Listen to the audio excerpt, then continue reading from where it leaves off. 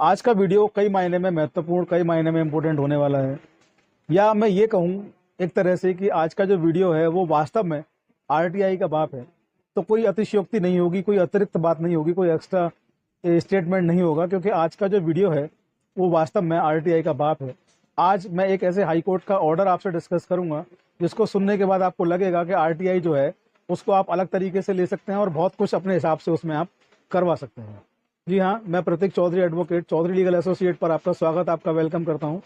मैं आपसे रिक्वेस्ट करता हूँ कि जिन भी दर्शकों ने अब तक चैनल को सब्सक्राइब नहीं किया है वो चैनल को सब्सक्राइब कर लें और जो नोटिफिकेशन का बेल है उसको ऑल पर सेलेक्ट कर लें। और हमारा फेसबुक पेज और इंस्टाग्राम जो आईडी है, जो पेज है, एड्रेस सेम है, चौधरी लीगल एसोसिएट, उनको भी आप लोग फॉलो कर सकते हैं। तो आइए देर ना करते हुए चलते हैं सीधा वीडियो की तरफ। ये एक मामला है जिसमें एक अधीक्षण अभियंता यानी कि एक इंजीनियर साहब हैं सीपीडब्ल्यूडी डिपार्टमेंट के, उन पर एक एफआईआर होती है और वो रिपोर्ट जो उनके ऊपर होती है, भ्रष्टाचार की रिपोर्ट उनके ऊपर होती है और उनके साथ कई और उनके साथियों पर वो रिपोर्ट दर्ज होती है। जब इन पर रिपोर्ट दर्ज होती है तो इनको उस केस में चार्जशीट मिलती है। इनके खिलाफ जब रिपोर्ट दर्ज हुई, चार्जशीट मिली, तो इन्होंने आरटीआई का इस्तेमाल किया।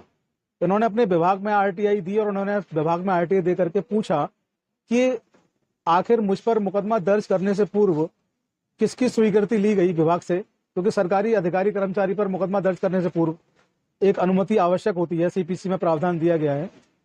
तो उन्होंने पूछा कि स्वीकृति जो है वो किसने दी और इसके अलावा, स्वीकृति के अलावा जो डॉक्यूमेंट थे, जो पत्र थे, वो किसने लिखे, किसने लिखा कि इनके खिलाफ रिपोर्ट दर्ज की जाए, उन पत्रों की छायाप्रति दी जाए। तीसरी बात कि वो जो पत्रों के अलावा जो अभियोजन जो होता है, यानी कि सरकारी वकील और जो तमाम सरकारी डिपार्टमेंट से होते हैं, यानी कि न्याय प्रक्रिया का हिस्सा होता है अभियोजन, तो अभियोजन की रिपोर्ट क्या रही, अभियोजन ने उनको दोषी माना कि नहीं माना। ऐसे ही 7 बिंदुओं पर उन्होंने आरटीआई की मांग अपने विभाग से की। जब इन्होंने अपने विभाग से आरटीआई की मांग की तो इनके विभाग ने सेक्शन 8 क्लॉज 1 क्लॉज जे का हवाला देते हुए सूचना देने से स्पष्ट रूप से मना कर दिया, इनकार कर दिया। जब सूचना देने से इनके विभाग ने मना कर दिया, इनकार कर दिया, क्योंकि मामला गंभीर था, संगीन था, भ्रष्टाचार का इन पर आरोप था, एफआईआर दर्ज हुई थी और एफआईआर दर्ज होने के अलावा इनको चार्जशीट भी मिली, यानी कि दोषी भी पाई गई। तो उसमें अपने आप को निर्दोष साबित करने के लिए इनको इन प्रपत्रों की आवश्यकता थी, क्योंकि जो भी कार्रवाई जो हो रही थी अकॉर्डिंग टू आदेश कुमार के अनुसार जो भी कार्रवाइयां हो रही थी वो लॉ के अनुसार नहीं हो रही थी, विधि के अनुसार नहीं हो रही थी, अकॉर्डिंग टू लॉ कोई भी प्रोसीडिंग्स नहीं हो रही थी। तो जब आरटीआई में 81J में इनको मना कर दिया गया सूचनाएं देने से कि आपकी सूचनाएं देश हित में नहीं है, इन्होंने प्रथम अपील की। प्रथम अपील में भी इनको मना कर दिया गया सूचना देने से। 81J में कहा गया आपको जो आरटीआई आवेदन के जवाब में जो पत्र आपको मिला है 81J का, वो ठीक है, बिल्कुल जस्ट है, आपको सूचनाएं प्रदान नहीं की जा सकती क्योंकि आपकी सूचनाएं देश हित में नहीं है, न्याय हित में नहीं है, जनहित में नहीं है। उन्होंने हार नहीं मानी, कमीशन गए तो कमीशन ने भी 81J का हवाला दे करके इनको केंद्रीय सूचना आयोग ने इनकी जो अपील थी उसको निरस्त कर दिया। आप समझिए 2 साल का समय लगता है कमीशन तक पहुंचने में, आवेदन देने से लेके कमीशन तक जाने में, तमाम सुनवाइयां, तमाम पीरियड गुजारना पड़ता है, इंतजार करना पड़ता है। और कमीशन एक झटके में जब आपकी अपील को खारिज कर देता है तो क्या गुजरती होगी उन आवेदकों पर, आप सब लोग समझते हैं। तो मैं आप लोगों की पीड़ा बढ़ाना नहीं चाहता हूं, मैं केवल आपको याद दिलाना चाहता हूं कि कमीशन का जो व्यवहार होता है कितना गलत होता है। तो यहाँ भी वही हुआ, लेकिन व्यक्ति पढ़ा लिखा था, जानता था कि इसके बाद क्या करना है।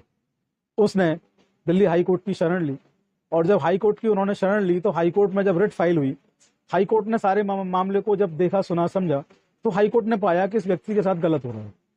हाई कोर्ट ने पाया इस व्यक्ति के साथ गलत हो रहा है और जब उसको चार्जशीट मिली है और जब वो व्यक्ति दोषी है तो उसकी ये सारी सूचनाएं उसकी पर्सनल हैं, ना कि देश हित की, ना कि जनहित की। और 81J में आप कैसे मना कर दें किसी व्यक्ति को उसके खुद की सूचनाएं लेने के बारे में? जब कोई व्यक्ति अपनी खुद की सूचनाएं चाह रहा है, खुद की सूचनाएं मांग रहा है, तो सेक्शन 8 क्लॉज 1 क्लॉज जे का आप मिसयूज कैसे कर सकते हैं? हाई कोर्ट ने आदेश किया और हाई कोर्ट ने इस मामले में बहुत बेहतरीन आदेश दिया। हाई कोर्ट ने केंद्रीय सूचना आयोग को ये मूल पत्रावली वापस करते हुए कहा, उनका आदेश निरस्त करते हुए कहा कि आपके आदेश को निरस्त किया जाता है और आपको पत्रावली वापस की जाती है। आप पुनः एक बार इस पत्रावली को सुनेंगे और सुनने के साथ ही संबंधित जो व्यक्ति हैं, जो आवेदक हैं, उनको सूचना प्रदान करेंगे और 81J का वायलेशन नहीं करेंगे। तो आदेश बड़ा महत्वपूर्ण, बड़ा ही काम का है। जो आज का टाइम है, आज का जो परिप्रेक्ष्य है, आप लोगों को भी इस आदेश के बारे में पता रहना चाहिए। इस आदेश के जो साइटेशंस हैं वो इस प्रकार हैं। आदेश कुमार वर्सेस भारत संघ, दिल्ली हाई कोर्ट का ये केस है सन 2014 का। आदेश बहुत महत्वपूर्ण है और मैं फिर कहना चाहूँगा कि वास्तव में ये आरटीआई का बाप है, क्योंकि आप देखिए इस केस में आरटीआई आवेदन हुआ, निरस्त कर दिया, प्रथम अपील हुई, निरस्त कर दी, सेकंड अपील हुई, कमीशन ने उसको भी निरस्त कर दिया, तब जाके हाई कोर्ट ने, दिल्ली हाई कोर्ट ने ऑर्डर किया कि इसको दोबारा सुनिए और सूचनाएं दीजिए। तो सही मायने में, सही तरीके से अगर कहा जाए तो वास्तव में ये है आरटीआई का बाप। आप लोग बने रहिए चौधरी लीगल एसोसिएट पर। आपका बहुत बहुत धन्यवाद। जय हिंद, जय भारत, नमस्कार।